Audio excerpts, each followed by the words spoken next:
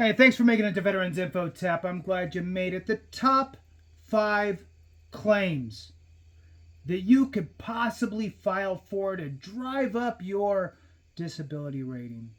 I'm going to give you my thoughts on that. Hit the thumbs up, subscribe, share with a friend, all that good stuff. I really appreciate it. And, here's the thing. If you let the video run and you hit the thumbs up, that pushes this out to more of us, which is a way to reach your hand out and help out a brother or sister. If you want to support the channel in other ways, consider being a member. I truly appreciate all of you members so very much. I do my best to get back to you in the comments and acknowledge those. It's hard with, how many videos and comments are out there to get everybody. So it's a way to kind of at least have something to focus on.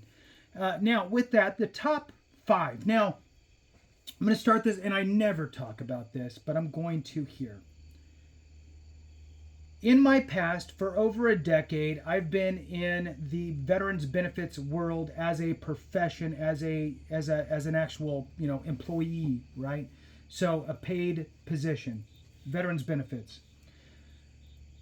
So when I talk about the amount of, well, I never really talk about it, but so in this case, talking about how long I've been in this world is not, I've been doing claims for 20 years, and you did your own claim 20 years ago, and that's really all. You told a couple buddies about the VA, right? No, that's not what I'm talking about.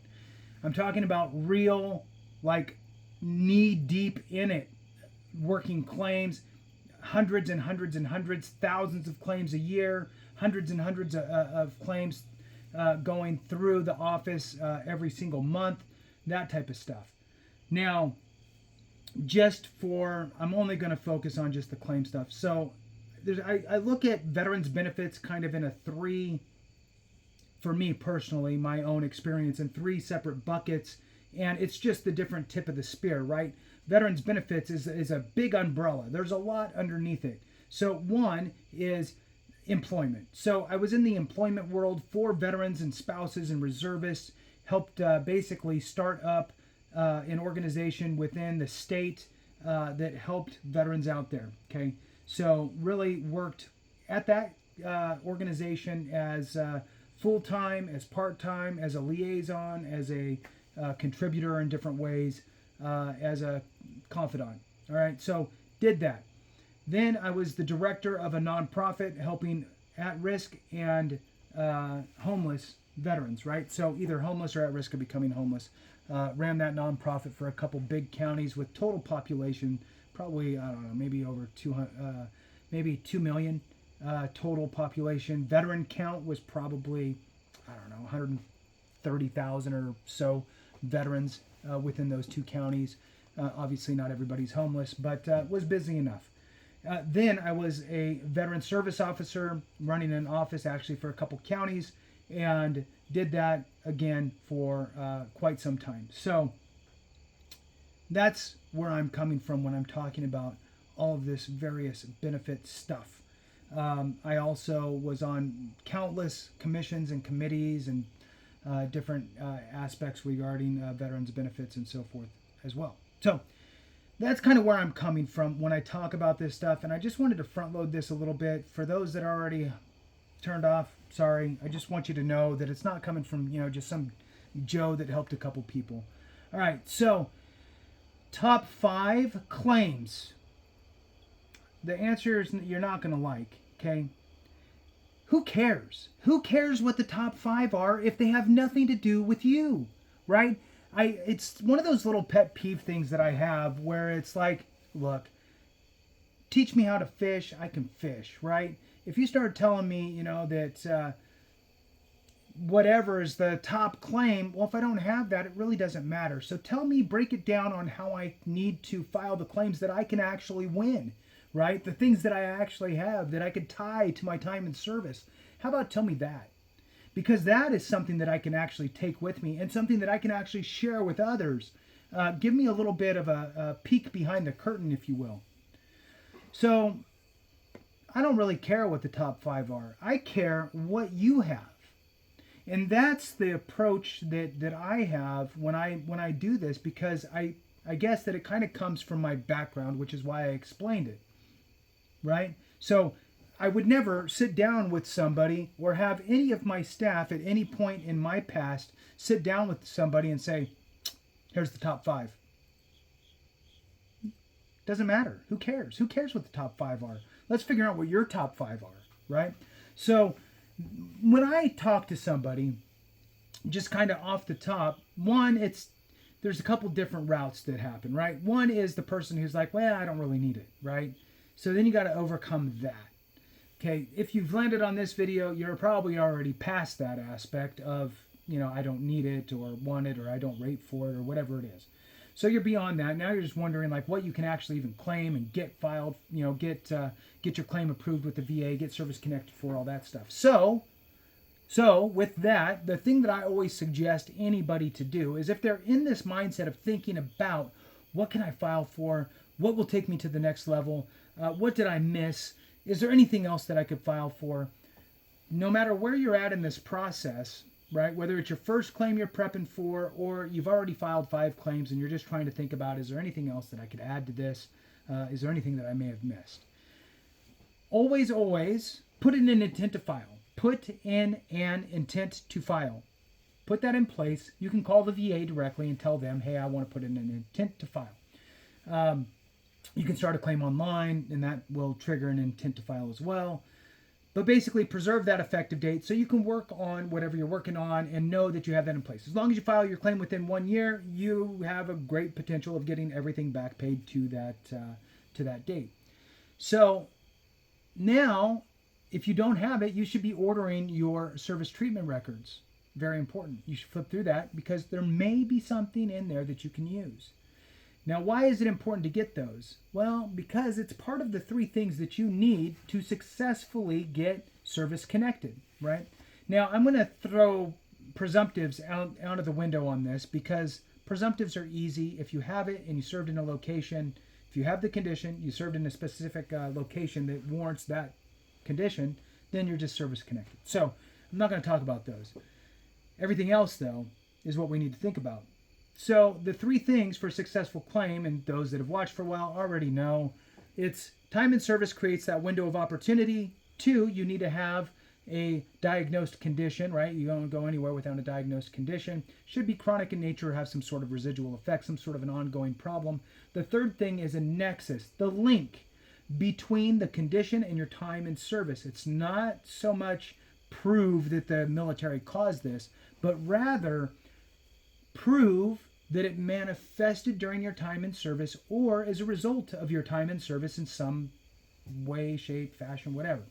So ordering your service treatment records gives you an opportunity to flip through those and see if you complained about anything, right? Maybe you didn't get diagnosed while you were in, but maybe you complained of a sign or symptom of a condition that you have today, right?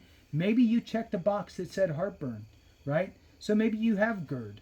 Maybe you checked a box that said painful swollen joints. Maybe you checked a box that said back problems, right? Back pain, headaches, migraine headaches, allergies, sinusitis, whatever, right? So maybe you checked a box on a self-assessment even, or you complained to a medic or corpsman that actually wrote something down at some point during some sort of a health assessment, right? And it got put into your medical records. Don't guess what's in your medical records from your time in service. Order it, go through it, flip through it, read it, right? That is going to be huge because if you find anything that you're currently diagnosed for, or even if you didn't go get diagnosed for it, right? Let's use migraines for an example. If you checked the box that said that you get headaches, that's the beginning of your nexus. Look, I complained about it in my time in service. It's normal to take Motrin, right? It's normal to just take aspirin and deal with it. It's not unheard of not to go get diagnosed, right? You have a headache, you take some over-the-counter stuff, you move on. So then later on, you ordered your records, you get it, you see that you checked migraines or headaches, and you have headaches and migraines still. Well, go get diagnosed. Now you have your diagnosis. Now you would work with your doctor and say, hey, look, doc, I complained about these back in my time in service. I'm working with the VA to get them to reimburse me for my medical bills and so forth. Could you write me a little letter that just basically states that you're treating me, you prescribed me X for my migraines, and that my onset of migraines was back here in my time in service, right? Onset was, let's say for me, right? I joined the Marine Corps in 93, got out in 97. So 93 to 97 in the Marine Corps, started getting migraines, and the date on this page was 95, right? So 95, check the box, migraines, cool. Can you say that onset was 1995 and that my migraines manifested during my time in service, right? That would be great. Thank you very much. Right now you got that letter. You have the documentation. You have a Nexus letter, essentially from your doctor. You have a Nexus event that's kind of embedded into your medical records showing that you complained about your migraines, not necessarily diagnosed, but you made a complaint. And all of that helps to file that claim. So going through your medical records is really important. Another really important thing to do, again, top 5 things for you to figure out, right? What are your top 5 claims? Well, these are some that you can find, right? So digging through that, see what you can find, number 1. Number 2, if you're already diagnosed, or not diagnosed, if you're already service connected for things, or you're filing for a service connection for something and you feel really good about it, also, Google is your friend. Google search your condition, secondary conditions, or secondary conditions due to whatever condition. Do that with medications too. If you're on medication, see what pops up. See if any of those things are in line with you, right? If you are completely missing anything with regard to a condition that you have that manifested during your time in service, then that's where you're leaning on buddy statements, you're leaning on the Nexus letter from your doctor, those types of things, a statement from yourself, a statement from a family member. All of those things help to kind of build that nexus, right? So don't get wrapped around the axle on what other people are filing for, right? This is your race. It's a very nuanced thing. It's, what might be a service-connected condition for somebody actually might be a secondary condition for you, or it might not even be anything for you. So just take the pressure off, focus on yourself, and know that it's really practically any condition that you could think of that's chronic in nature or has residual effects. And you're simply looking for, can I prove in some way, shape, or fashion that it manifested during my time in service, even with buddy statements, that type of stuff, your MOS, whatever, your AFSC, that type of stuff to kind of build the story around that type of a condition. Or is it something that is a secondary condition that I can tie to a service-connected condition or the medication that I'm taking for that? Just a bunch of things that you need to be thinking about as you move forward with your claim for your conditions. Thanks so much for watching. I appreciate you. Have a great one, and remember, if we don't take care of each other, something went wrong.